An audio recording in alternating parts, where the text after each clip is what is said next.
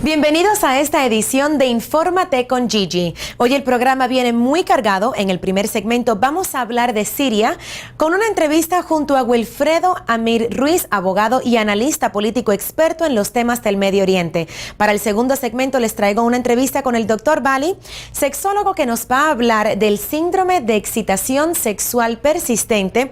Y vamos a cerrar este programa con broche de oro con una entrevista junto a María Elvira Salazar, periodista que nos habla sobre su nueva etapa en la televisión. Están viendo Infórmate con Gigi.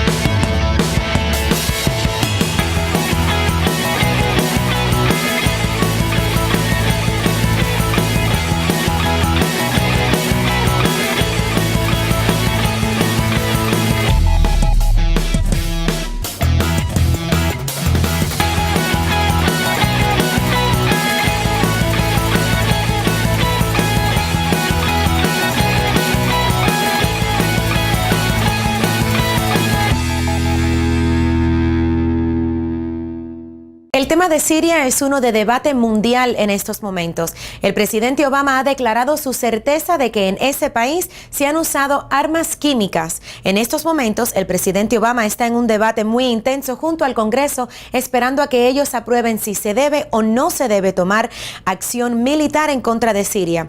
Vean esta próxima entrevista con el analista político Wilfredo Amir Ruiz. Y ahora me acompaña el licenciado Wilfredo Amir Ruiz, que además de ser abogado y representante del Consejo Islámico Americano acá en los Estados Unidos, también eres analista político. Antes de comenzar con este tema, todos hemos visto, ha cruzado todo el mundo las fotos y los videos del ataque de armas químicas en Siria. Quiero primero que me expliques la dinámica entre este gobierno y la oposición. Pues mira, en Siria hay un gobierno que es heredado, un gobierno que se inició con Hafez al-Assad, el padre de Bashar al-Assad, el actual dictador, que es eso mismo, un dictador que no ha sido electo por el pueblo y que ha ejercido su poder con una mano dura, heredada de su señor padre. De hecho, su padre se relacionó directamente con una masacre que hubo a principios de los 80 en el pueblo de Hama.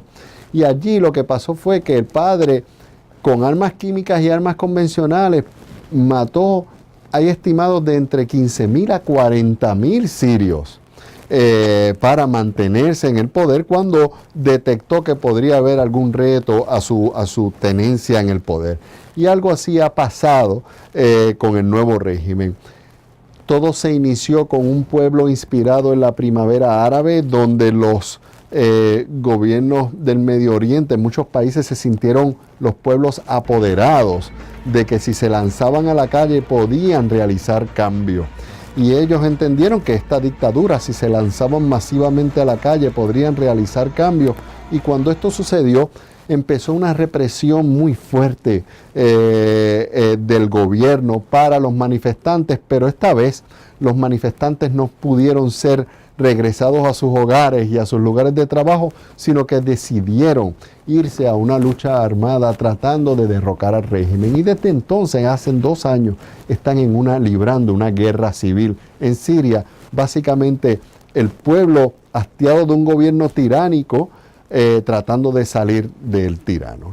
También ha pasado, y tenemos que informarle al público, que dado esta desorden que provoca una guerra civil, se han aprovechado algunos elementos indeseables para aunarse en el esfuerzo de derrocar al régimen. Y por eso es que escuchamos también de que si hay Al-Qaeda, elementos de Al-Qaeda o de otros elementos extremistas luchando en Siria para derrocar el régimen de Bashar al-Assad. Así que es una fuerza opositora compuesta en su gran mayoría, en su vasta mayoría, de un pueblo hastiado de su tirano, pero también con elementos extremistas de que el occidente y aquellos que quieren apoyar la oposición a veces los hace tímidos de apoyarla por esos elementos indeseables que están ahí. En estos momentos el presidente Obama dice que él tiene que responder a estos ataques, pero háblame sobre esta supuesta línea roja que hasta hace poco el presidente de los Estados Unidos dijo que él no pretendía involucrarse con ciertas cosas que ocurrieran en el Medio Oriente, ya que él dice que cada país debe de tener hasta cierto punto una autonomía, no de lidiar con sus propios problemas. ¿Por qué ahora sí tenemos que responder? Pues mira, lo que ha pasado es que cuando hubo un intento y un impulso de la comunidad internacional, especialmente Occidente, algunos países árabes y Estados Unidos, de apoyar abiertamente la oposición y de recurrir a veces a foros internacionales para buscar el apoyo, siempre encontraron un obstáculo, específicamente las Naciones Unidas, cuando recurrían al Consejo de Seguridad de las Naciones Unidas buscando una condena al régimen de Bashar al-Assad. El Consejo de Seguridad de las Naciones Unidas aún trabaja como un organismo que obedece al orden mundial luego de la Segunda Guerra Mundial. Y eso es un orden mundial algo obsoleto, donde se han apoderado a 5 países para tener el poder de veto, y ese Consejo de Seguridad, que es de las Naciones Unidas, que es el organismo autorizado a que autoriza internacionalmente el uso de fuerzas, perdonando la redundancia, internacionales para resolver un conflicto, se daba siempre con un callejón sin salida, porque Rusia y en muchas ocasiones China ejercían el poder de veto. Y una vez sucedido eso, se vio que las soluciones políticas que podía ofrecer el aparato político internacional por excelencia, que son las Naciones Unidas, no se vio que podía ofrecer una solución, y poco podemos decir que se desinfló este impulso de ayudar a la oposición. Siguió la oposición con una ayuda limitada, no es que no recibió ayuda por parte de Occidente, tratando de combatir el régimen, y con el pasar del tiempo se infiltraron elementos indeseables, elementos extremistas, elementos de Al-Qaeda en la oposición en esta lucha por tratar de derrocar el régimen de Bashar al-Assad. Al hacerse este espacio y pasar tanto tiempo, y ante muchos facciones aún dentro de los Estados Unidos pretendiendo que el gobierno se mueva a apoyar la oposición siria en derrocar el régimen de Bashar al-Assad, se dio que el gobierno empezó a adoptar una política de que no me voy a meter porque eso lo considero asuntos internos, y el mismo presidente, la oficina del presidente, trazó esa línea roja que acabas de mencionar, Gigi, de decir, esos son asuntos internos, pero tengan cuidado de que no pasen esta línea roja. Y la línea roja que el mismo Obama se autoimpuso para no intervenir era la utilización de armas químicas, porque en algún momento durante el conflicto se vio algún despliegue y movimiento de armas químicas que alertó a los aliados en la región, Israel, a Jordania, a Turquía.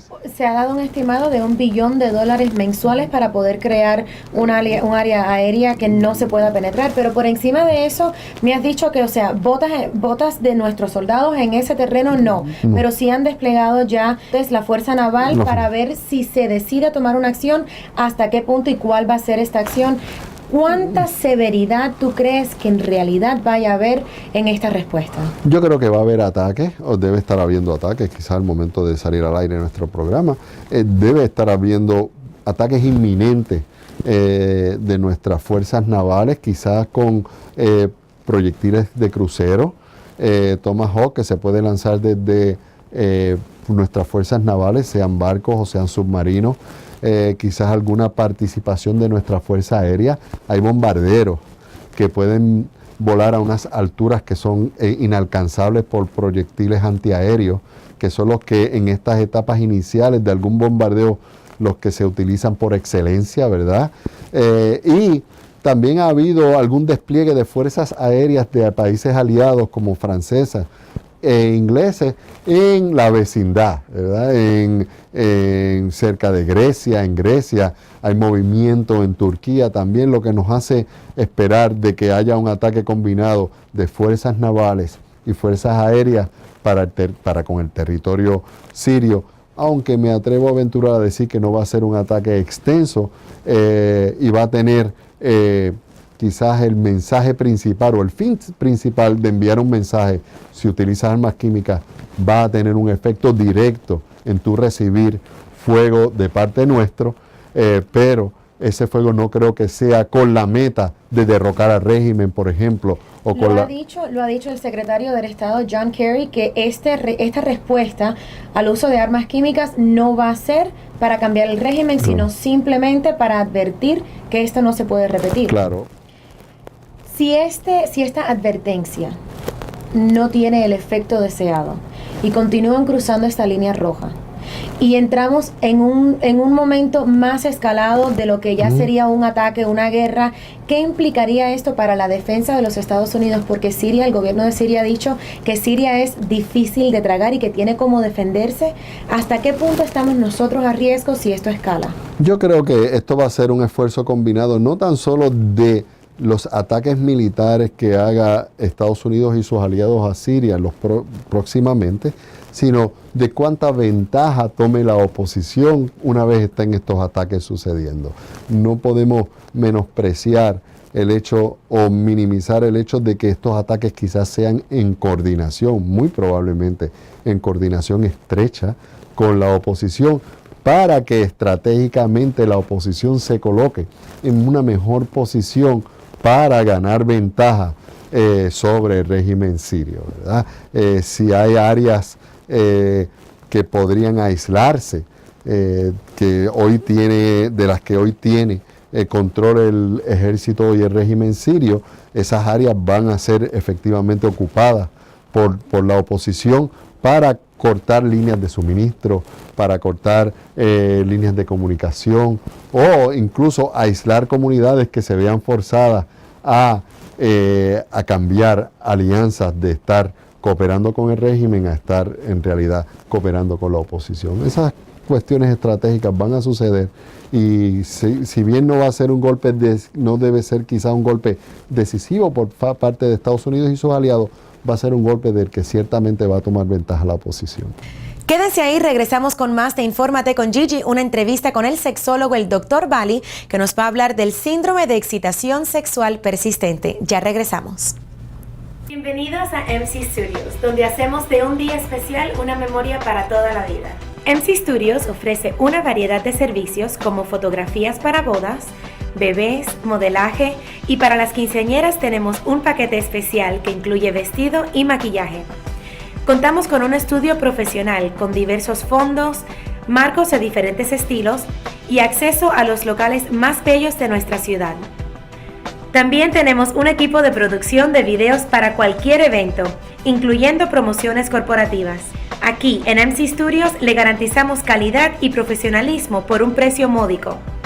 No tarde en comunicarnos para hacernos parte de su día especial. Hay personas que pueden pensar que tener orgasmos continuos no es desagradable, pero en realidad tener una dependencia a este sentir impide muchísimo a la persona. Cuéntame por qué ocurre esto. El síndrome de hipersexualidad o síndrome de excitación persistente ha sido descrito recientemente, yo diría que en los últimos 10 años. Se caracteriza por una conducta compulsiva a buscar orgasmos. La compulsividad es de tal grado que hace que las personas dejen cualquier otro oficio diario, como su trabajo, o la atención del hogar, o la atención al marido o a los hijos, buscando tener orgasmos en forma continua. Se ha descrito en mujeres principalmente. Hay alrededor de unas 70 o 80 casos que han sido descritos en la literatura desde el momento en que se describió este síndrome, y se caracteriza por ser personas que tuvieron en algún momento o un trauma craneano, neurológico, o estaban en tratamiento con antidepresivos importantes, o estaban en tratamiento con sustancias para controlar conductas, por ejemplo, de tipo bipolar. En todo caso, se han tratado de relacionar ciertos hechos que hubiesen podido ser el factor que disparara este tipo de conductas. No se sabe con certeza qué es lo que ocurre. Se sabe que hay una liberación de las zonas frontales del cerebro que controlan la conducta social y sexual del ser humano. Hay una alteración en esas zonas y que las personas, a partir de ese trastorno, que puede ser un trastorno bioquímico, puede ser un trastorno anatómico, puede ser un trastorno fisiológico, a partir de ese momento desencadenan este tipo de reacción. ¿Por qué son más propensas las mujeres que los hombres a este síndrome? No sabemos. No sabemos. Hay un montón de cosas que no sabemos. El número de hombres que han sido descritos han sido muy pocos.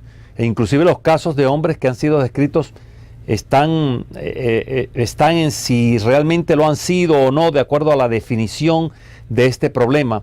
¿Existe algún tipo de tratamiento? Los tratamientos se han hecho también en forma muy empírica.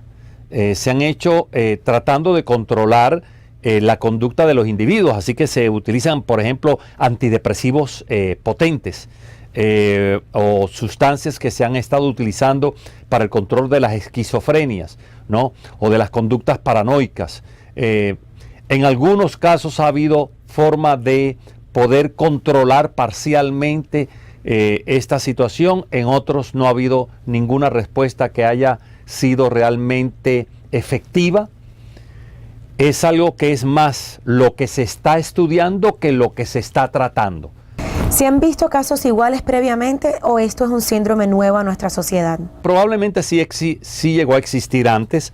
Probablemente los casos que anteriormente se describían como ninfomanía, una palabra que ya en la jerga sexual no se ha vuelto a utilizar, podrían haber sido casos de este tipo.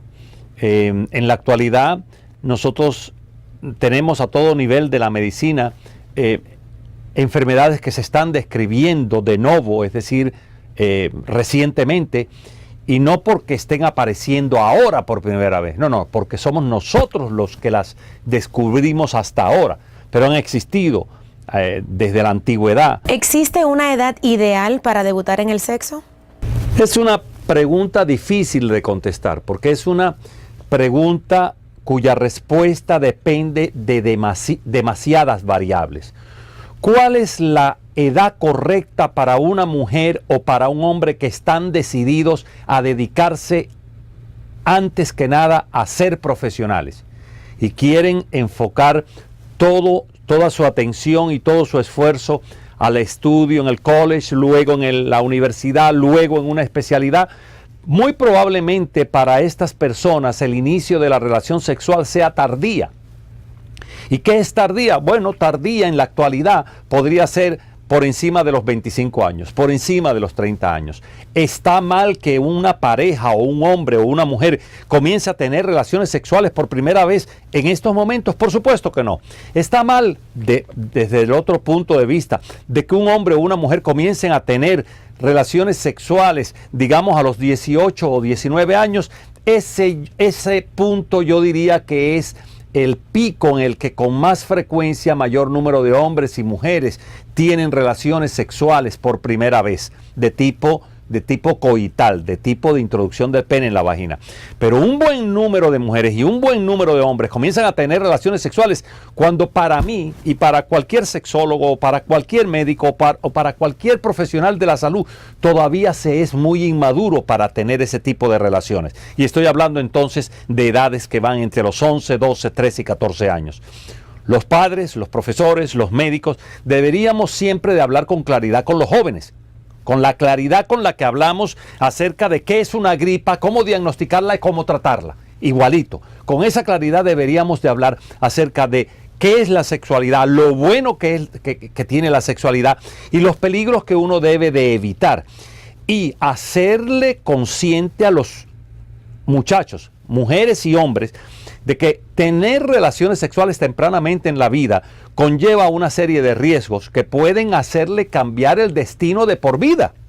Entonces, ¿cuál es la edad ideal para comenzar a tener relaciones sexuales, no existe una edad ideal.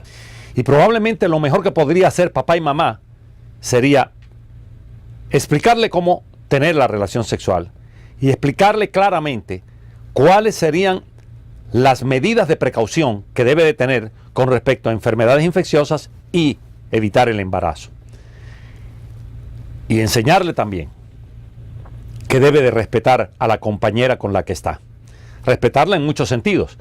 El primer paso de respeto es que él no debe de presionar, así como ella no debe de presionar al compañero o a la compañera a tener una relación sexual que no desea. Ese es el primer paso en el respeto. Y si ambos están de acuerdo en tener la relación sexual, deben de tener en cuenta todos estos factores que he nombrado en términos de evitar dañar al otro o dañar a un tercero. ¿Quién podría ser un tercero dañado? Bueno, el niño que salga producto de esa relación sexual. Ese es un tercero dañado. Así que todo esto se debe de considerar. Las edades pueden variar en una sociedad como la nuestra en la actualidad entre los 17 y 18 años, y yo he tenido pacientes aquí que han tenido relaciones sexuales por primera vez en los últimos años de la década de los 30 o principios de los 40. ¿Es alta la incidencia de impotencia sexual en la población masculina? En nuestra población hispana, el mayor problema, el más frecuente que tienen los hispanos, es el de eyaculación prematura. Eso hace que un notorio número de parejas tengan problemas sexuales, teniendo ellas anorgasmia, es decir, no alcanzando ellas el orgasmo, y ellos viniéndose muy rápido. La eyaculación prematura es un problema muy frecuente y es relativamente fácil de tratar, pero se necesita darle terapia a la pareja.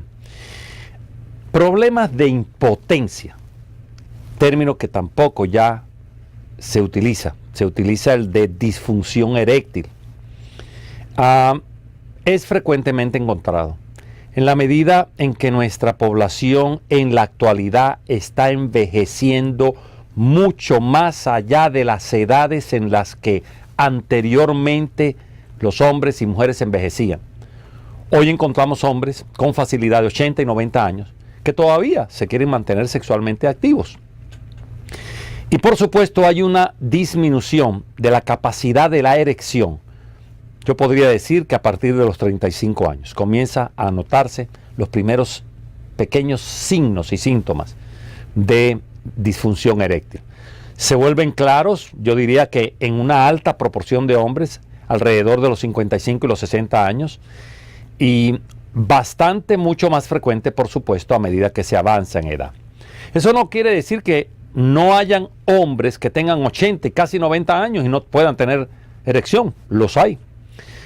Lo más frecuente en nuestra cultura, y tenemos que tener siempre en cuenta la cultura, que es un aspecto extremadamente importante de la capacidad sexual de cada ser humano, lo que la cultura impone, lo que la cultura enseña, lo que la cultura me dice que yo debo hacer. Lo más frecuentemente encontrado en nuestra cultura es que los hombres comiencen a tener trastornos erectiles alrededor de los 50 años. Y el otro factor que convierte ese trastorno en un verdadero problema, pero es más esto último el problema y no la disfunción eréctil. El otro factor que convierte a la disfunción eréctil en un verdadero problema es el que la mayoría de nuestros hombres son falócratas. Eso significa son seguidores del pene erecto, fanáticos del pene erecto, convencidos de que el sexo es el pene erecto, y si no se tiene un pene erecto, se acabó la sexualidad, y que solamente alrededor de un pene erecto se puede tener relación sexual. Cuando usted piensa así, cuando usted ha sido educado de esa forma, cuando usted cree en ese aspecto, que es un aspecto muy machista de la sexualidad, pues el día que le falle la erección, se le acabó la sexualidad. Y eso es lo que más frecuentemente uno ve en las parejas añosas de nuestra cultura. Cómo ellos, una vez que comienzan a tener trastornos erectiles, dejan de tener relaciones sexuales. Además de adquirir la información, como me has dicho, ¿cuáles son los pasos a tomar para dos personas que estén en una relación sufriendo de este tipo de problemas? Es increíble que hayan parejas que han vivido 30 y 40 años y terminen separándose y pudiendo mantenerse juntos y queriendo ambos mantenerse juntos. Y no entienden que si fueran a unas sesiones de terapia conductual o de terapia cognitiva o de terapia sexual, podrían mantener la relación y podrían mantenerse juntos. Pero no existe en nuestra sociedad el concepto de que hay trastornos sexuales, primero. Segundo, de que como hay trastornos sexuales se pueden diagnosticar. Y tercero, como es un trastorno, hay tratamiento. Y cuarto, como se puede tratar, se puede mejorar el problema. Esos conceptos no existen en nuestra sociedad en el 2013. Regresamos en solo momentos con María Elvira Salazar, que compartió conmigo unos minutos conversando sobre su nueva etapa en CNN Latino. Ya verán. Mi maquillaje y peinado, al igual que el de todos los invitados de Infórmate con Gigi, es producto del gran talento de Anaís Ruiz. La puedes comunicar al número en pantalla para bodas, 15 o cualquier otro evento que requiera que te veas simplemente bella. La periodista María Elvira Salazar es conocida por muchos tras una trayectoria estupenda en el mundo del periodismo. Ella me otorgó unos momentos de su tiempo para conversar sobre esta nueva etapa de su vida profesional. Aquí les va la entrevista. Muchísimas gracias, María Elvira, por otorgarme esta entrevista. Te admiro muchísimo como periodista. Quiero que me cuentes, siendo mujer en esta industria, ¿cuál ha sido tu más grande obstáculo? Ninguno. ¿No has tenido ningún obstáculo? No hay obstáculo por ser mujer. Tú perseveras y tú trabajas y tú obtienes. Y tú perseveras y perseveras y tú obtienes. Es lo mismo si tú eres mujer, transvesti, hombre, homosexual o straight. Tienes tu lema, tu sello personal, que es si Dios contigo, ¿quién contra ti? ¿Siempre has tenido esa fe inculcada en ti desde pequeña o ocurrió algo en tu vida que te entregó así a Dios? Yo me la inventé la frase. Está en Romanos. No, es que lo que pasa es que cuando uno tiene que pasar por muchos desiertos, entonces uno, pues, y siempre llego a la tierra prometida, pero entonces después paso por otro desierto y después llego a la tierra prometida. Y nada, la fe es un regalo de Dios y es la que me ha salvado y la que me ha llevado a siempre a conquistar y a siempre a caerme para arriba. A través de los años de tu carrera periodística, ¿cuál ha sido el tema o noticia que le has transmitido a tu público que te ha impactado más personalmente? Mira, han habido muchos, pero todavía no ha llegado el que yo quiero. El que yo quiero es ir a cubrir las elecciones libres y democráticas en Cuba. Ese es el que más me va a impactar. ¿Eso es lo que te falta por cumplir profesionalmente? Y sin duda que ese es el que más me va a impactar. Has entrado por la puerta grande a CNN Latino. Cuéntame cómo surge este nuevo contrato. Porque me vinieron a buscar. Me vinieron a buscar y yo dije, qué bueno, gracias por escogerme a mí. Fantástico. Así fue. Te voy a decir más. Era un proyecto que Cynthia Hudson estaba armando y yo estaba fuera del aire y me vinieron a buscar y entonces empezamos a negociar, a ver cómo se podía crear CNN Latino en Miami y hasta que surgió después de 18 meses. ¿Por qué practicas el periodismo con ese estilo tan particular que tienes? Para que la gente entienda, como si no la gente no entiende nada. Porque la gente está ocupada, tiene muchos bretes, muchos líos, uno está muy ocupado, uno tiene que criar a los hijos, ir a trabajar, limpiar, planchar, ir al supermercado, divertirse un poquito. Entonces, eso de estar profundizándose en la noticia, nadie tiene tiempo para eso. Entonces, yo lo que quiero es que en una hora yo te la doy facilita, comidita, para que tú por lo menos tengas un poco de información. Perfecto, muchas gracias. A ti, por este tiempo. Muchísimas gracias a todos por su sintonía a Infórmate con Gigi. Un placer tenerlos y recuerden siempre que la felicidad es una decisión. Nos vemos la próxima semana.